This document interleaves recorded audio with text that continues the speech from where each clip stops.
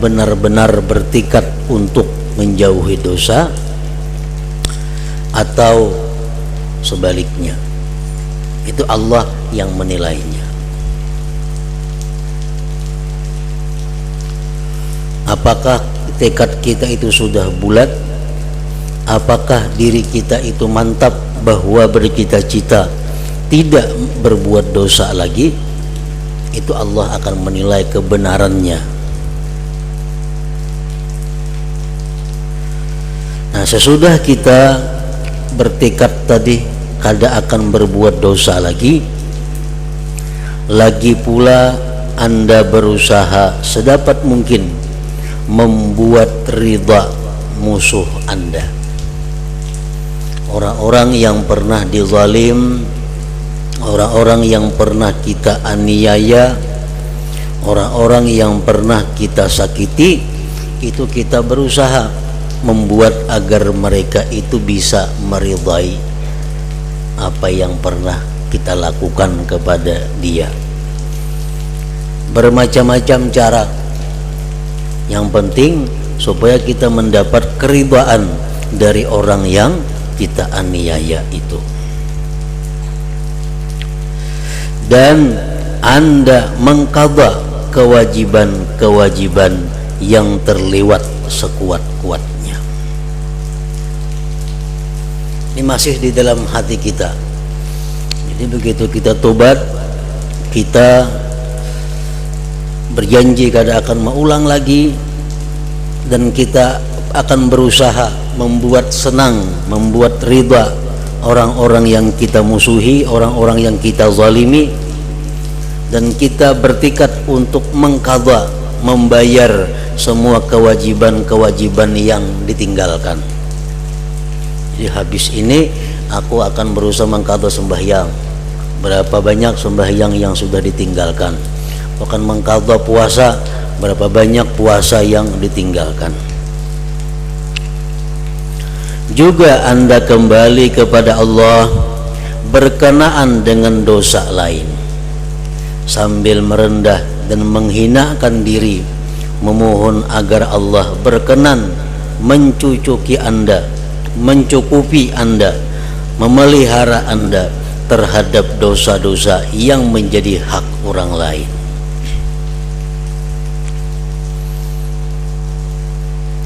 Nah, jadi ini dilakukan di waktu kita bertobat di dalam hati. Kada akan mengulang lagi, berusaha sekuat tenaga untuk membuat ridha orang yang dizalim, sedapat mungkin mengqadha kewajiban yang tertinggal, dan memohon kepada Allah agar diampuni segala dosa-dosa yang berkaitan dengan yang lainnya. Nah, itu adalah kewajiban kita di waktu kita bertobat kepada Allah.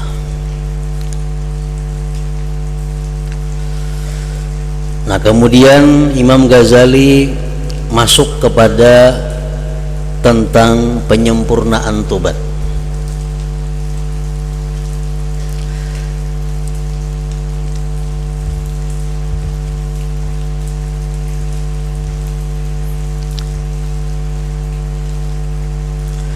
Lalu Anda berangkat mandi, mencuci pakaian. Artinya sesudah kita bertobat tadi, sudah kita menyesal, sudah kita bercita-cita kada mengulang, sudah sebagainya tadi, lalu kita membersihkan diri kita dan pakaian kita, mandi.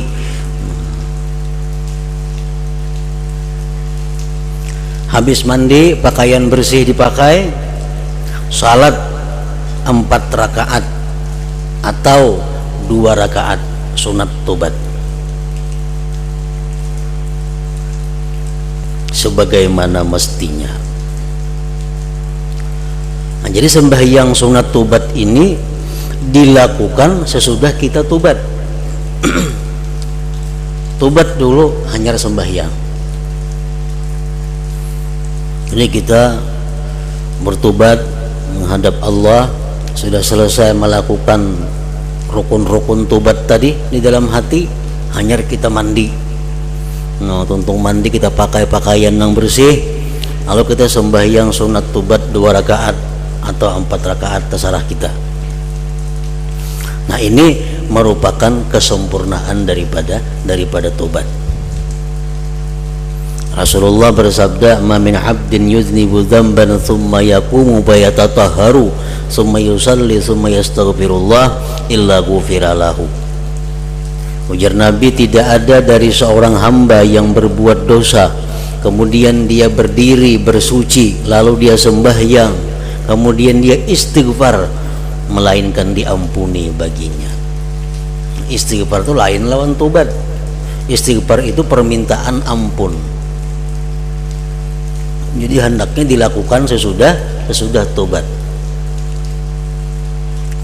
Sesudah kita tobat dengan melakukan hal-hal tadi, kalau kita mandi, habis mandi kita pakai pakaian bersih, sembahyang sunat tobat 2 rakaat.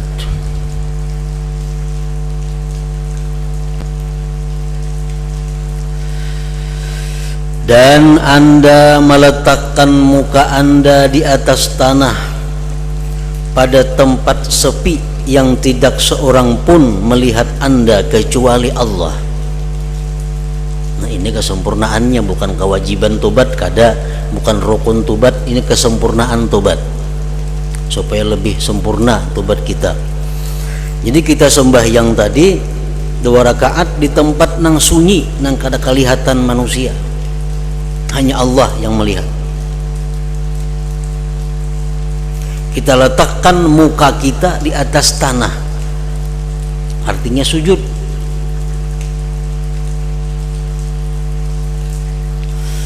Kemudian Anda menaburkan tanah ke atas kepala Anda beserta membenamkan wajah Anda ke tanah. Ini bisa diartikan sebagai daripada penyesalan. Artinya walaupun kita kadang mengubui tanah ke kepala, ada jadi masalah, cuma artinya ini menunjukkan bahwa begitu menyesalnya kita telah melakukan dosa-dosa itu, sambil kita sujud di hadapan Allah. Ini sudah selesai sembahyang, untung sembahyang itu 2 rakaat habis sebagaimana mestinya, sujud kita. Sujud, waktu sujud itu kita mengungkapkan penyesalan kita yang sebesar-besarnya kepada Allah, dengan air mata mengalir dan hati susah, dengan suara yang keras, dan menyebutkan dosa Anda satu persatu sekuasa Anda. Nah, dalam sujud itu kita menangis, kita menyesal, kita merasakan kepedihan hati kita sebutkan dosa-dosa kita satu persatu. Ya Allah, hamba pernah berbuat ini, hamba pernah berbuat ini, hamba pernah melakukan dosa ini, dosa itu. Kita sebut apa yang kita ingat, apa yang kita mampu. Daripada dosa-dosa disebutkan satu persatu. Makin banyak kita ingat dosa-dosa kita, itu makin bagus. Karena berkata sebagian ulama bahwa dosa-dosa yang banyak yang telah kita lakukan sebelum tobat, bila mana kita tobat dan tobat itu diterima Allah, maka dosa-dosa yang kita tobat itu berubah menjadi hasanat, menjadi kebaikan. Kita misal berbuat dosa 100.000 kali sebelum tobat, tobat kita kepada Allah, diterima tobat kita. Nah, kejahatan 100.000 kali yang kita perbuat itu berubah menjadi hasanat, menjadi kebaikan. Nah, jadi dalam sujud itu, ini sujud di luar sembahyang, sujud kita sebutkan dosa-dosa kita satu persatu, mencela dan menjelik-jelikkan diri sendiri. Hamba orang yang bodoh ya Allah, hamba orang yang tidak tahu diri ya Allah, hamba orang yang tidak bisa mensyukuri nikmat Engkau ya Allah, hamba orang yang berani kepada Engkau ya Allah, alangkah jahatnya, hinanya diri ini ya Allah. Nah, seperti itu umpamanya. Kita jelikkan diri kita yang telah berbuat maksiat. serta mengucap, wahai diri, tidakkah engkau malu? Belum sampai waktunyakah untuk bertobat? Kuatkah engkau menerima siksa Allah? Apakah engkau menginginkan kemurkaan Allah? Nah, kita sebutkan dengan suara yang sangat keras, dengan suara yang nyaring, karena kita berada di tempat nang sunyi, nang kada diketahui orang. Nah, ini kesempurnaan tobat. Bukan rukun, gak ada syarat, gak ada ini nang sunat-sunat dilakukan beriringan dengan tobat. Hendaklah ucapan ini Anda ulang-ulang sambil menangis. Kita ulangi menyebutkan dosa-dosa kita, kita ulangi menjelik-jelikkan diri kita sambil menangis. Lalu Anda menadahkan kedua tangan, berarti sudah hampir sujud nih, sudah hampir sujud. Lalu Anda menadahkan kedua tangan kepada Tuhan yang Maha Pengasih, seraya mengadu kepada Tuhan, wahai Tuhanku, hamba-Mu yang melarikan diri telah kembali di depan pintu rahmat-Mu. Orang yang maksiat kepada Allah itu orang yang melarikan diri dari Allah, orang yang melarikan diri daripada rahmat Allah. Nah, sekarang ya Allah, hamba-Mu yang melarikan diri telah kembali di depan pintu rahmat-Mu. Hamba-Mu yang durhaka kembali kepada kehendak baik. Hamba-Mu yang selama ini durhaka ingin bersuluh, berdamai, berbaik kepada Engkau. Hamba-Mu yang berdosa ini menghadap kepadamu dengan membawa alasan. Semoga berkenanlah Engkau memberi ampun kepadaku dengan kemurahan-Mu. Semoga berkenanlah Engkau menerimaku dengan anugerah-Mu. Semoga berkenanlah Engkau memandangku dengan rahmat-Mu. Ya Allah, sudilah Engkau memaafkan dosa-dosa yang telah kuperbuat. Sudilah Engkau memeliharaku dalam sisa umurku, sebab semua kebaikan berada pada tangan kuasa-Mu. Engkaulah saja zat yang Maha Pengasih. Nah, ini contoh nang kayak apa kalau lain pada ini kada jadi soal. Nang penting di situ kita menampakkan penyesalan kita, menampakkan kejelikan kita, dan menyampaikan kepada Allah bahwa kita kembali kepada Allah. Selanjutnya Anda berdoa dengan doa penghilang susah sebagai berikut. Ya mujalliya azaimil umur, ya muntaha himmatil mahmumin, ya man idza arada amran fa innama yaqulu lahu kun fayakun, ahatat bina zunubuna antal madhhuru laha, ya madhhuran likulli shiddah, kuntu azkharuka li hadhihi sa'ah fatub alayya innaka antat tawwabur rahim. Artinya, wahai zat yang memusnahkan persoalan besar, wahai zat yang menjadi tujuan kehendak orang-orang yang kesusahan, wahai zat yang apabila menghendaki suatu perkara cukup berfirman jadilah, lalu seketika perkara itu terwujud. Dosa-dosaku telah meliputiku, Engkaulah Gusti Tuan, zat yang kusimpan, yang kupilih untuk menanggulangi kesulitanku ini. Aku mengandalkan Engkau buat menghadapi keadaan seperti sekarang ini. Karena itu perkenankanlah Engkau memberikan nur tobat kepadaku. Sungguh Engkaulah zat yang gampang memberikan tobat, lagi pula Maha Pengasih. Kemudian hendaklah Engkau banyak menangis. Ini masih dalam kesempurnaan tobat. Banyaklah menangis, menghinakan diri dan merendahkan diri seraya mengucap, ya man la yashghaluhu sya'nun an sya'an wala sam'un an sam'in, ya man la tughlituhu kathratul masail, ya man la yubrimuhu ilhahul mulihin, adzikna barda afwika wa halawata maghfiratika birahmatika ya arhamar rahimin, innaka ala kulli syai'in qadir. Artinya, wahai zat yang tidak merasa keriputan menanggulangi segala persoalan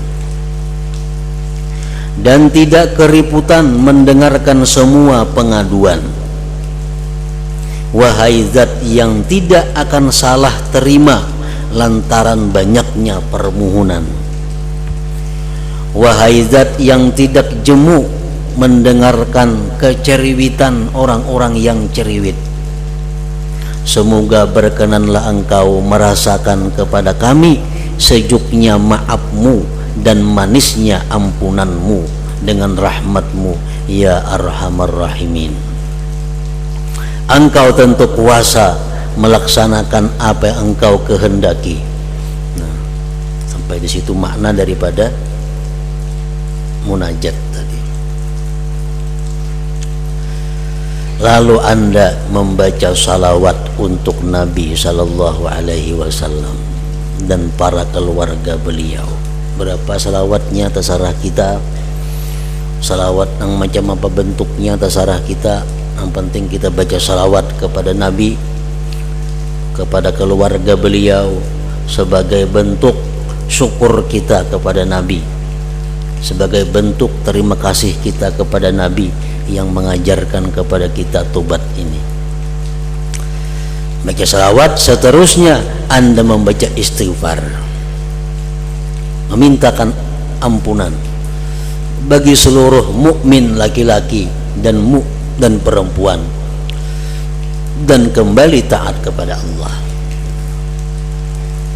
Jadi sesudah salawat hanya kita baca istighfar. Istighfar bukan hanya untuk diri sendiri, tapi kita disuruh istighfar juga untuk orang-orang yang beriman. Astaghfirullahalazim li walil mu'minina wal mu'minat, astaghfirullahalazim li walil mu'minina wal mu'minat, astaghfirullahalazim li walil mu'minina wal mu'minat, astaghfirullahalazim li walil mu'minina wal mu'minat. Dalam sebuah hadis disebutkan, man istaghfara lil mu'minin wal mu'minat kataballahu lahu bikulli mu'min wa mu'minah hasanah. Barang siapa, ujar Nabi, yang memintakan ampun bagi orang mukminin dan mukminat, Allah tulis baginya dengan tiap-tiap mukmin dan mukminah satu kebajikan. Jadi kalau kita misalnya beristighfar, astaghfirullahalazim, kita dapat pahala 10. Tapi kalau kita tambah astaghfirullahalazim li walil mu'minin wal mu'minat, kita dapat pahala sebilangan orang mukmin mukminah seluruh dunia, sejak zaman Nabi Adam sampai Kaina. Berapa gendanya?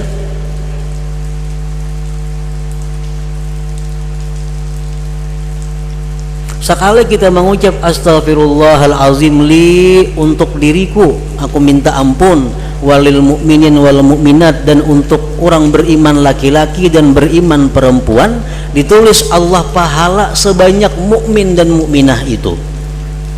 Berapa miliar manusia mulai Nabi Adam sampai hari kiamat yang beriman kepada Allah, kita dapat pahala sebanyak itu.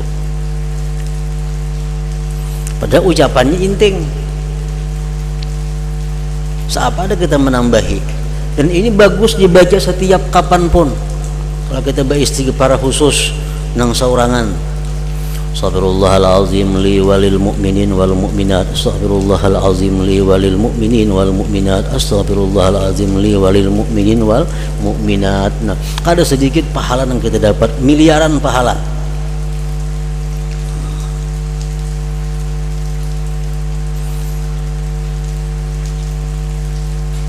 Nah, sudah kita istighfar demikian, habis sudah urusan kesempurnaan tobat. Tinggal lagi kita apa? Dan kembali taat kepada Allah Subhanahu wa taala. Ini kita bergerak untuk taat. Apa yang kita tikatkan, apa yang kita cita-citakan di dalam tobat, laksanakan. Nah, apa? Kada hendak lagi berbuat dosa, jaga jangan sampai berbuat dosa. Apalagi kita berusaha untuk membuat riba terhadap orang yang kita zalim, laksanakan. Nah, orang-orang yang pernah kita zalim, orang-orang yang pernah kita aniaya, kalau kita belum bisa minta ampun langsung kepada mereka, berbuat baiklah kepada mereka. Lawan si A umpamanya, kita lawan si A itu pernah dahulu lawas sudah mengambil hartanya, mengambil 10.000 rupiah umpamanya. Sekarang kita tobat, hendak langsung minta halal, minta halal nikah, minta ridha. Aku pernah dahulu mengambil 10.000, mungkin asa ngalih kita. Nah, usahakan supaya nyaman. Kayak apa usahanya? Ihsan ilaih, berbuat baik kepadanya. Biarakan ninya minum, beriin nasi bungkus, isok kena berinya wadai, bila makanan di kiau, berbuat baiklah kepada inya. Nah, kayaknya sudah akhirnya hanya berilaan minta maaf bahari pernah aku minjam punikam 10.000 ada bepada. Nah, itu akan melemahkan hatinya, karena ada istilah ahsin ilan nas tu'abbidhum, berbuat baiklah kamu kepada manusia, maka manusia itu bisa kamu jadikan budak. Namun langsung kita lawas kada bertemuan, lawas kada berkawan lagi, langsung sama minta maaf nih kamu lah bahari pernah ina tuh ngalih kaina. Jadi kalau kita berbuat baik dulu kepadanya, tujuan kita kan akhirnya minta ridha lawan inya. Nah, itu disuruh macam itu. Jadi sesudah kita bertobat tadi, kita laksanakan itu. Orang-orang yang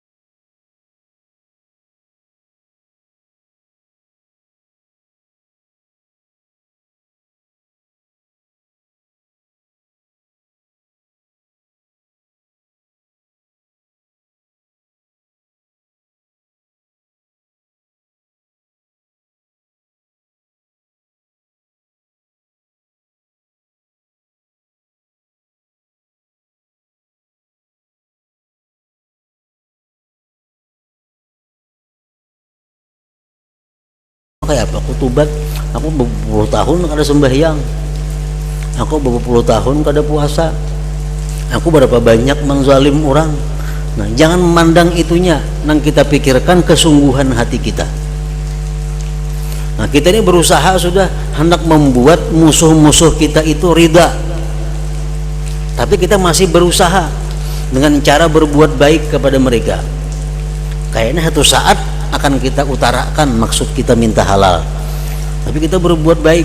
Nah, yang pernah kita zalim sekarang kita bantu, yang pernah kita aniaya sekarang kita tolong, yang pernah kita ini sekarang kita baiki.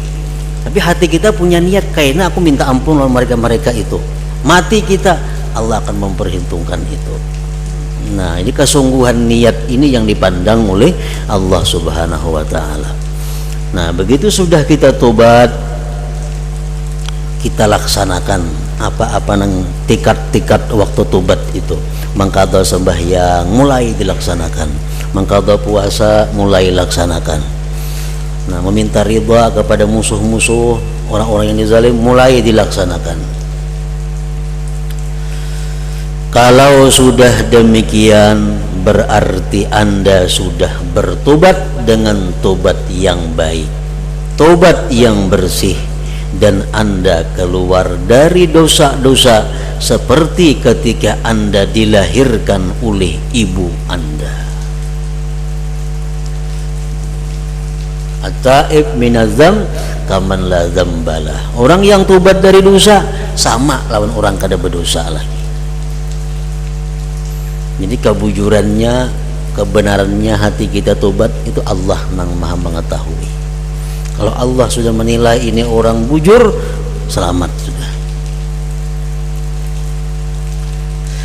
Dan Anda bakal dicintai Allah dan memperoleh pahala darinya.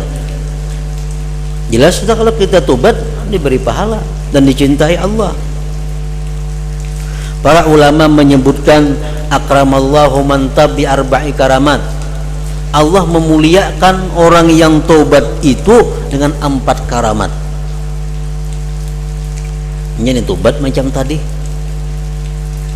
Allah muliakan di 4 kemuliaan. Pertama, al-khuruj minaz dzunub ka'annahu lam yuznib qattu. Keluar dari dosa seolah-olah kada punya dosa, bersih. Yang kedua apa? Hubbullah, dia dapat cinta Allah. Innallaha yuhibbut tawwabin, Allah cinta orang yang tobat. Nah, dia dapatkan cinta itu. Yang ketiga, hifdzuhu minasyaitan, dia dipelihara Allah daripada syaitan. Yang keempat, amnuhu minal khauf innal khuruj minad dunya, aman daripada takut ketika mati. Aman. Orang hendak mati itu biasa 2 ketakutan. Ketakutan pertama, ketakutan terhadap yang ditinggalkan. Ketakutan kedua, ketakutan terhadap yang akan dihadapi, ke neraka atau kayak apa. Orang hendak mati takut nang ditinggalkan, kayak apa hartaku kaina, kayak apa tuku kaina, kehumaanku kayak apa, siapa nang mengambilnya, siapa nang ininya. Nah, orang hendak mati takut terhadap nang ditinggalkan, siapa kena menggadu anak-anak kono halus-halus, dan takut kena kasuk neraka kah, mati kemana kah. Nah, orang yang tobat itu dimuliakan Allah dengan aman daripada rasa takut tadi.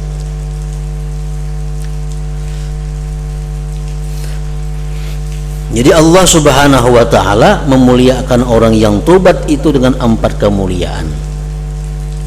Dan manusia kita nih wajib hukumnya terhadap orang yang sudah tobat itu bersikap dengan 4 perkara.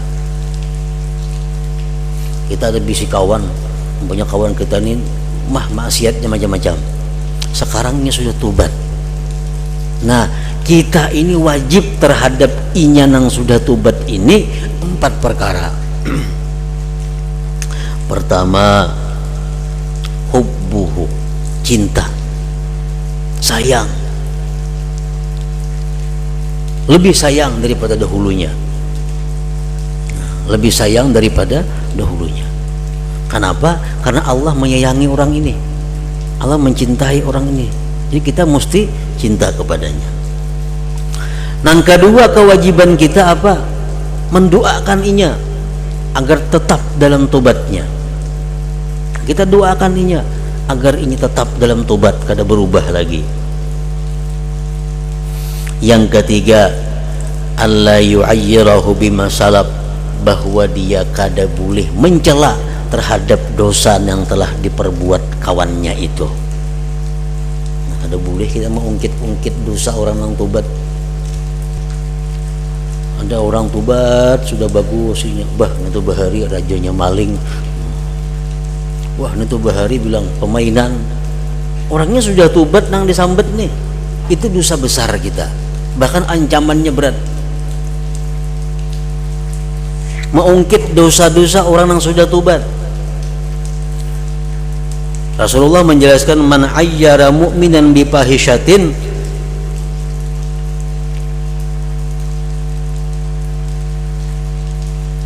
fahuwa kafa'iliha wa kana haqqan 'ala Allah ayyuki afiha.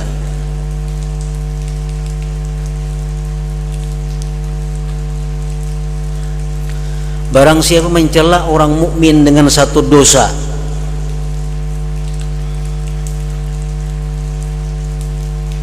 baharinya maling, baharinya ini, baharinya itu, nah kita cela, sama dengan kita melakukan itu, sama lawan kita melakukan itu, sama lawan kita seorang jadi maling bahari.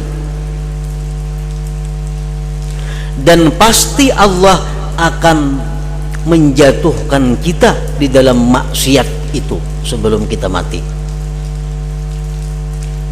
Orang tobat sudah daripada minum arak, lawas sudah ingin tobat daripada minum arak, disambat-sambat bahari peminum arak itu, kita sambat. Nah sebelum mati kita pasti akan minum arak. Kita menyambat nih, kalau kita kada tobat kepada Allah, kalau kita kada minta ampun kepada Allah, kita akan dirasakan bagaimana minum arak itu. Nah itu bahayanya.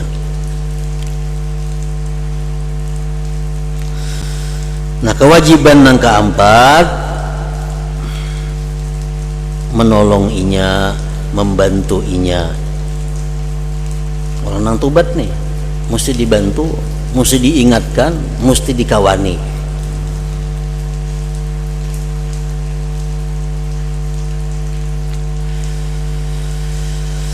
Nah kalau sudah demikian, berarti Anda sudah bertobat dengan tobat yang baik, tobat yang bersih, dan Anda keluar dari dosa-dosa seperti ketika Anda dilahirkan oleh ibu Anda. Anda bakal dicintai Allah dan memperoleh pahala darinya. Anda akan menerima barakah dan rahmah yang tidak dapat diliput oleh orang yang mencoba menggambarkannya. Dan Anda bisa mendapatkan ketentraman dan selamat dari kerusakan, selamat dari kemurkaan Allah, selamat dari maksiat yang membuat menjadi sebal di hati, serta dari bencana maksiat di dunia dan di akhirat. Nah, itu orang yang sudah tobat tadi. Para ulama dan hukama mengatakan, alangkah perlunya kita mengetahui tobat kita itu apa sudah diterima Allah atau kada. Enggak tobat nih, tobat dilaksanakan sudah syarat-syaratnya, laksanakan sudah rukun-rukunnya, dilaksanakan sudah kesempurnaan tobat tadi sudah. Kita sudah mulai mengqadha, mulai mengurus orang-orang yang dizalim. Nah, apakah tobat kita itu sudah diterima Allah atau kada? Nah, yang perlu kita tahu itu. Nah, para ulama dan hukama menyimpulkan ada 4 hal yang bisa dijadikan tanda, ya, orang indikasi bahwa tobat itu diterima. Apa 4 itu? Pertama, ayyakuna munqati'an minadz dzunub wa muqbilan 'ala ta'at. Sesudah dia bertobat itu, dia putus dari dosa dan berhadap atas taat. Artinya apa? Artinya kesukaannya kepada dosa itu kada ada lagi, dan nang ada hanya sukanya kepada taat. Ini alamat pertama. Sesudah kita bertobat, lawan dosa itu benci, lawan dosa itu kada senang. Senangnya kita cuma taat kepada Allah. Itu satu tandanya. Yang kedua, ayyadhhaba farahud dunya min qalbi, bahwa hilang kegembiraan dunia dari hatinya. Ini melihat dunia ini kada lagi menjadi penggembira hatinya. Dapat makanan, dapat duit, dapat nikmat-nikmat dunia, ini itu kada gembira lagi hatinya melihat nikmat-nikmat dunia itu.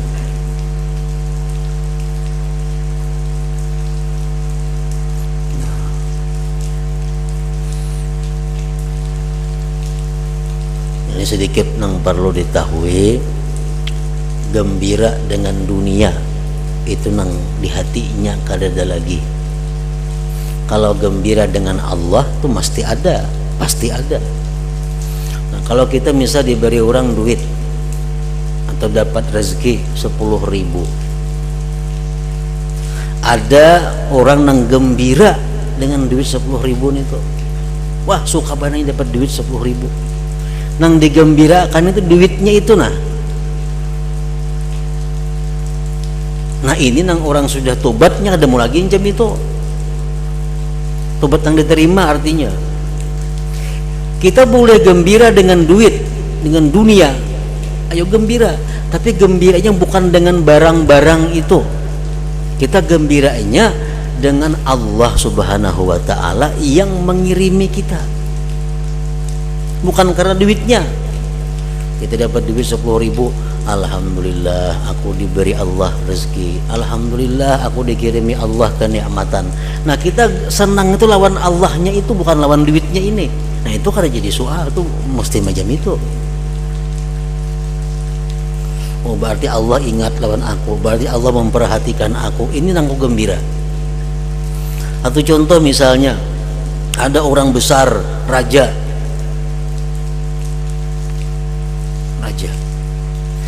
mengirimi ikam duit isinya 1.000 rupiah. Kamu gembira lah, pasti gembira, tapi gembiranya bukan lawan duitnya, itu 1.000-annya di warungnya kali cukup. Cuma gembira itu raja nih mengirimi aku.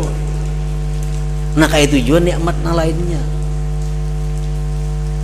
Ikan banyak berisi tapih umpamanya, tapih tisu emas banyak berisi 4-5 lembar di lemari. Datang raja kiriman tapih tisu juga emas, pasti kamu gembira, bukan karena tapih emasnya ini banyak aja bisian emas di lemari, cuma yang mengirimi ini raja, disayangi tapihnya, no disimpan tapihnya. Kenapa nih kiriman raja? Tapihnya biasa aja. Nah mestinya dengan nikmat-nikmat Tuhan tuh macam itu. Kita dapat duit berapakah, kita gembira jangan lawan duitnya ini, kita gembira dengan Allahnya itu. Nah orang yang diterima Allah tobatnya, dia kada gembira lagi lawan dunia itu, dia gembiranya hanya kepada Allah. Nah itu yang kedua. Yang ketiga, alamat tobat diterima itu an la yahtamma birrizq alladzi dhaminallahu alaih, dia kada risau dengan rezeki yang telah dijamin Allah. Ini kada risau kayak apa kena aku mun aku garing, kayak apa kena aku mun kada berduit mun aku tuha, kayak apa kena ini kada risau urusan rezeki, diserahkannya kepada Allah. Nah yang ketiga. Yang keempat, ayyu khalitas salihin, bahwa dia bergaul kepada orang-orang yang salihin. Itu 4. Bila kita tobat kepada Allah, sesudah tobat itu ada yang 4 ini, alamat sudah tobat kita diterima Allah. Jadi kita kalau mau ukur tobat nang semalam terima Allah ada. Bila kada tobat pulang kasih. Kegemaran lawan dosa sudah kada ada lagi, nang ada cuma gemar lawan taat. Nang kedua, gembira kita kada lawan dunia, tapi gembira kita dengan Allah. Yang ketiga, urusan rezeki kada risau, kada takut, kada khawatir karena Allah sudah mengatur itu. Nang keempat, sukanya bergabung-gabung orang saleh, berkumpul-kumpul orang saleh. Nah, 4 perkara itu alamat kabulit taubah. Nah, kalau sudah tobat ini selesai, Anda telah melewati akabah tobat ini dengan seizin Allah Ta'ala. Allah lah yang menguasai petunjuk dengan karunia dan anugerahnya. Nah, sudah kita tobat, lalu kita nyaman beribadah kepada Allah. Karena kita sudah bersih, Allah akan menerima ibadah dari orang-orang yang bersih itu. Jadi akabah yang pertama, kalau kita hendak beribadah kepada Allah, yang pertama kita lakukan apa? Ilmu dulu. Ilmu sempurnakan, khususnya ilmu ibadah nang pacang kita gawi.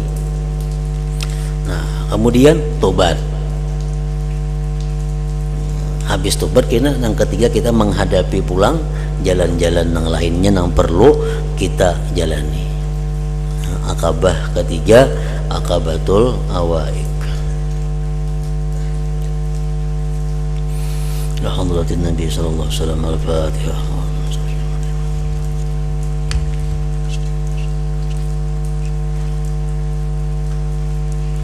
Bismillahirrahmanirrahim. Alhamdulillah rabbil alamin. Allahumma salli wa sallim ala sayyidina wa habibina Muhammadin wa ala alihi wa sahbihi ajma'in.